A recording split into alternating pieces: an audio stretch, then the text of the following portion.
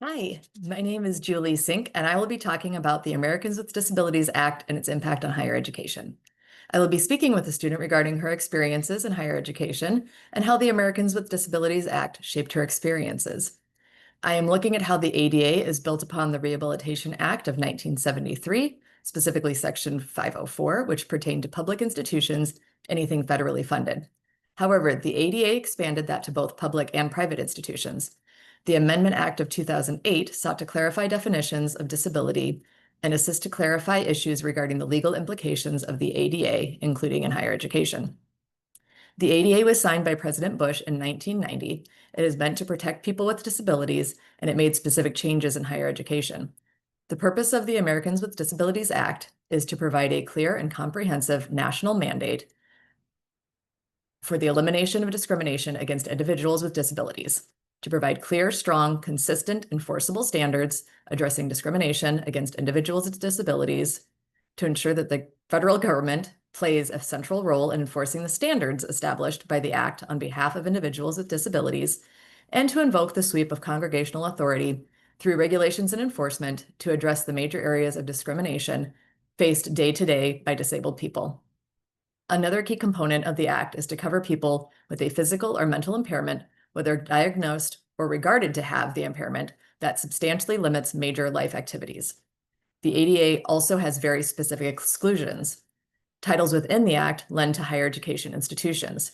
The ADA guides higher education institutions in providing reasonable accommodations for students with disabilities, with some limitations to protect the universities.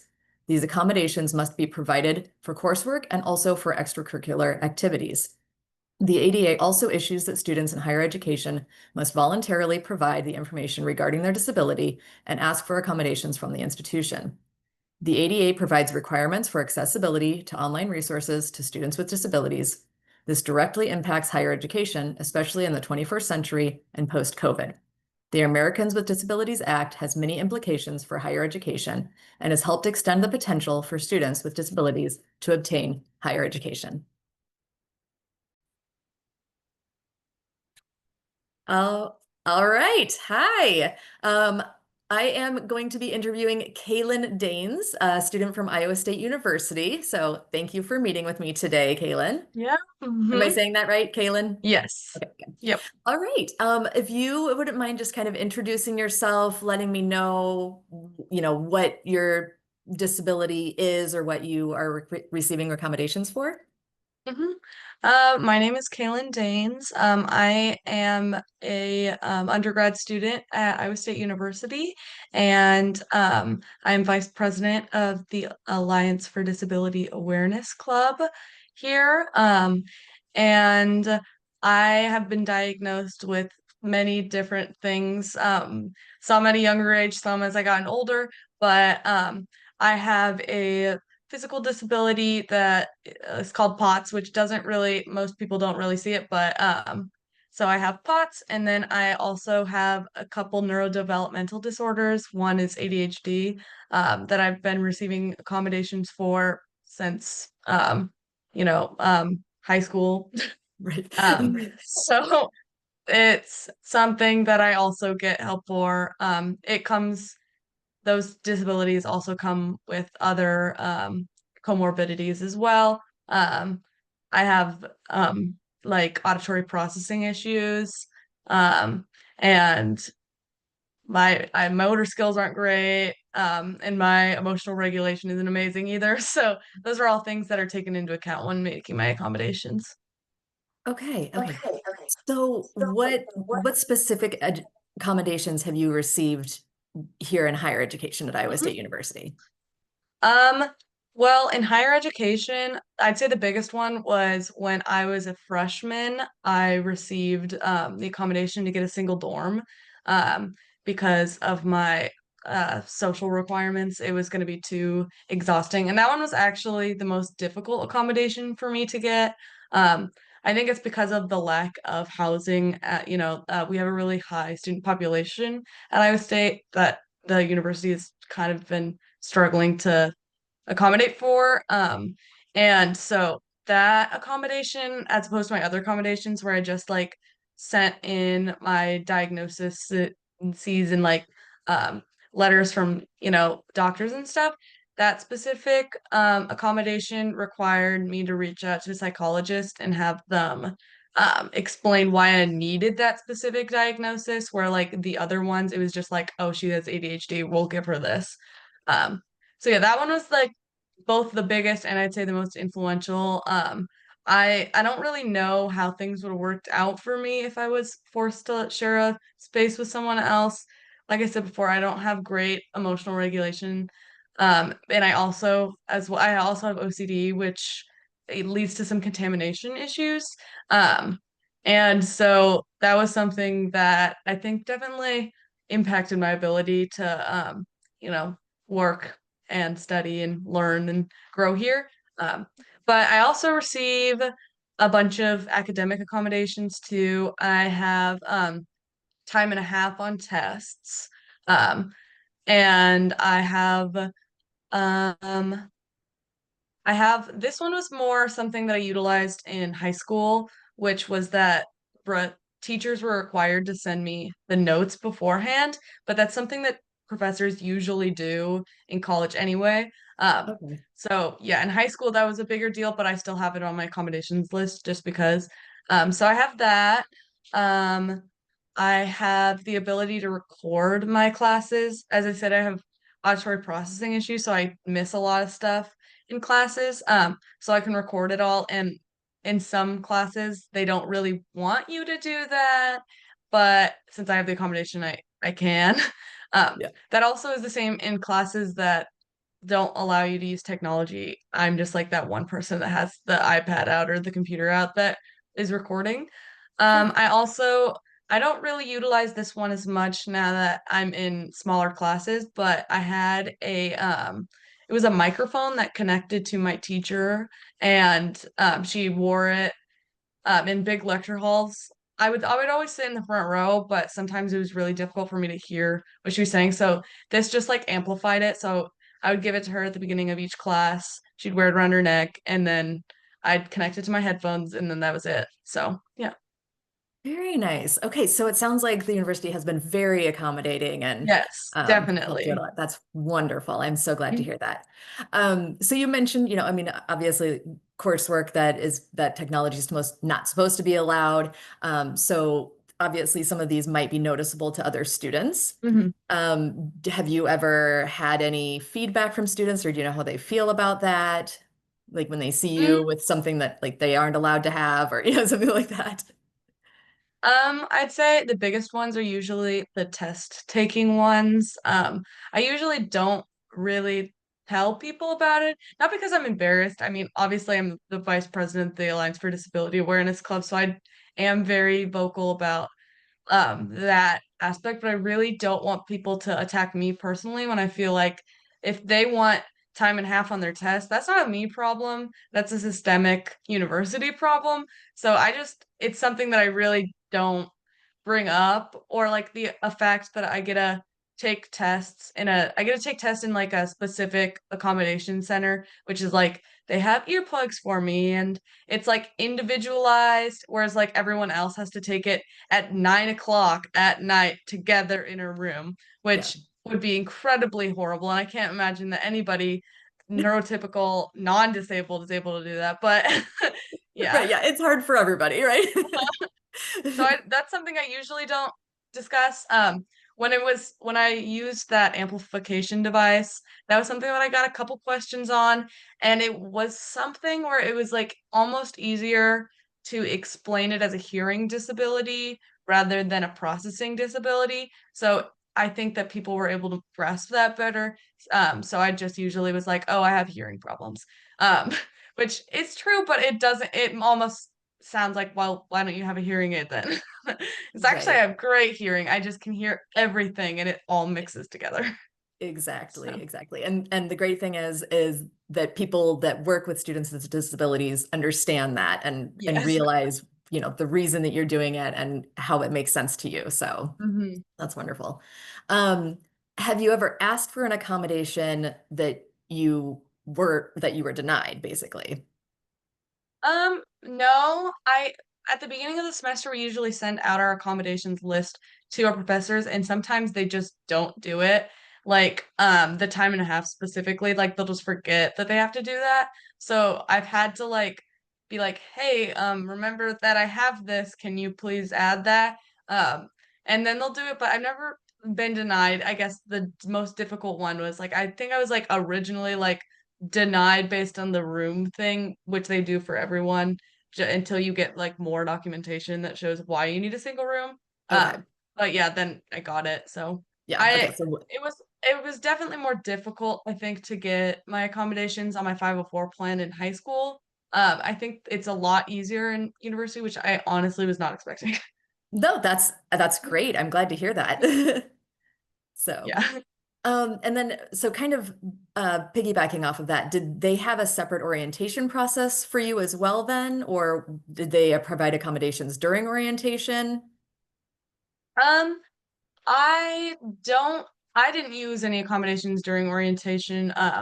But I my parents are alumni, so I kind of had them there to support me as well. Nice. But we did like I had to have a training session with somebody from the Student Accessibility Services to learn how to use the microphone, and I met with them like multiple times before classes even started. And I also did something with the Student Accessibility Services in the fall semester of my freshman year where they like it was almost like I don't even know how to describe it, but it was like they were giving you the like study skills and work skills and personal skills and you like had like a little mentor that they offered to the people with disabilities, Okay. which I found very useful, but again that wasn't Yeah. an accommodation, that was just a service offered.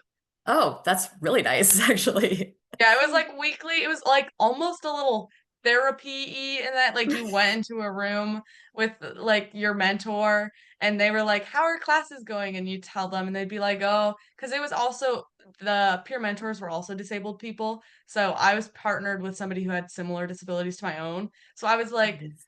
I'm having so much trouble remembering to eat.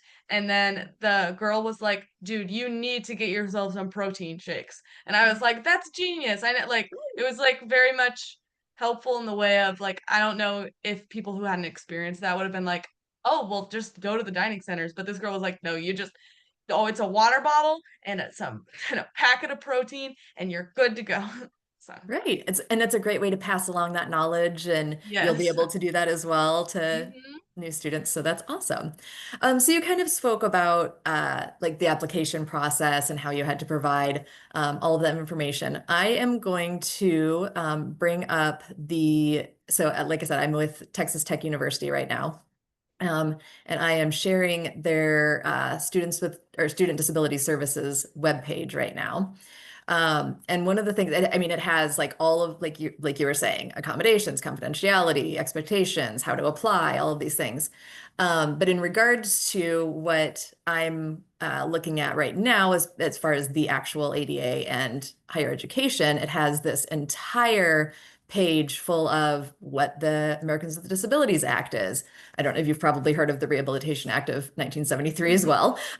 Section 504 did that, kind of started all of that with public institutions. And then a great page right here that gives all of the information you could possibly need to know about why the Americans with Disabilities Act applies to higher education and what they do or do not have to do. There's the eligibility requirements. Here's a few things that the university says, we don't, according to this act, we do not have to do these things if it is, these particular things, which I think is good because the American with Disabilities Act is clearly set to protect the persons with disabilities. However, I do like that it does give some of that information about like how to protect the university as well so that Hmm. they aren't facing a lot of legal burden and financial burdens, Yeah. things like that. It talks about auxiliary aids um, and the participation of students, which is another thing I love about the ADA is it protects you both in coursework and also extracurricular activities. I love that. It Hmm. provides inclusion. And so it talks a lot about those rules. Um, it it talks about that the students must be given the opportunity for equal participation. So it's not that they are given special treatment per se, it's they're given the opportunity to be equal based on their disability. And I think that is so, so important to feel that you can participate just or at the same level as someone without a Yeah. disability. Mhm. And then finally, talks about their abroad program, which I think it's a good point to make that, the Americans with Disabilities Act is an act in the United States, so it obviously doesn't Yeah. qualify if you were to do a study abroad program.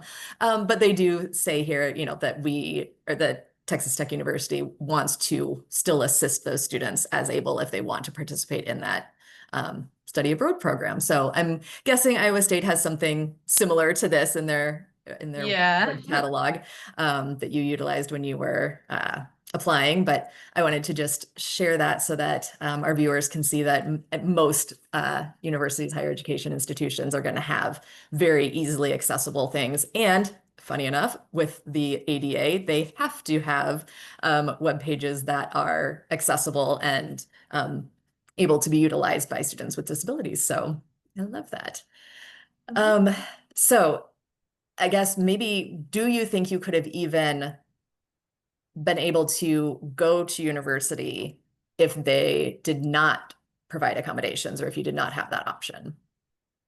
I think that the biggest burden would have definitely been the single room. I think it would have had like detrimental effects on my mental health, probably detrimental effects on my physical health too.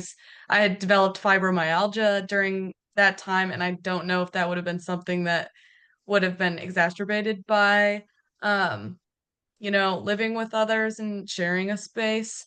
Um, so I'd say that, but